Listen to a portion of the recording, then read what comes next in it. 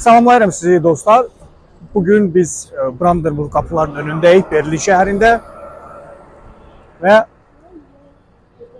Kırım Tatar dostlarımızı, kardeşlerimizi destekleyirik. Kırım bildiğiniz kimi okupasiyadadır ve Rus agresiyasına karşı çıkır. Siyasi məhbuslara azadlıq tələb edirlər. Ondan önce 28 ve 27 ve 28 noyabr tarixində Berlində Avropa QHT-ləri tərəfindən təşkil olunmuş Rusiya Federasiyasında yerli xalqların vəziyyəti adlı konferans keçirildi.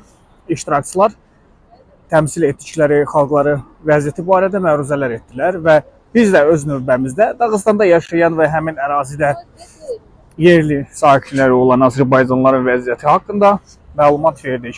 Həmçinin Rusiyadakı Azərbaycanlıların siyasi sistemli şəkildə təqib olunması, məcburi şəkildə cəbhəyə göndərilməsi, vətəndaşlıqdan məhrum edilməsi kimi faktlar barədə danışdıq. Onunla yanaşı 25-ci ilin iyun ayında baş vermiş Səfərovlar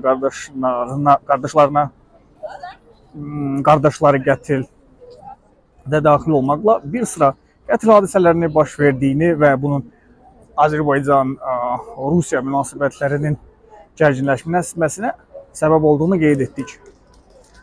Konferansın ikinci günü qapalı şəkildə keçdi və nümayəndə heyəti Rusiya Federasiyasında repressiyaya məruz qalmış xalqlar müdafiəsi üzrə sənəd üzərində çalışdı.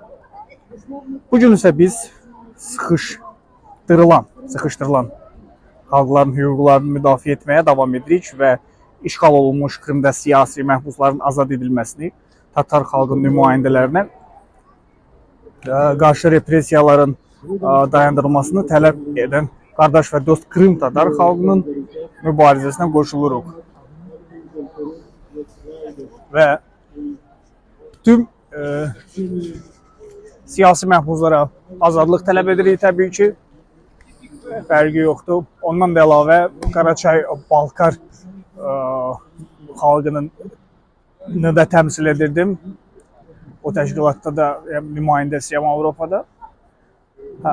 Belə, bizim xalqlar, türk xalqları Qafqazda, Kırımda repressiyalardan üz-üzədir, diktatura ilə üz-üzədir. Biz əl-ələ verib onlara qarşı çıxmalıyıq. Təşəkkür edirəm.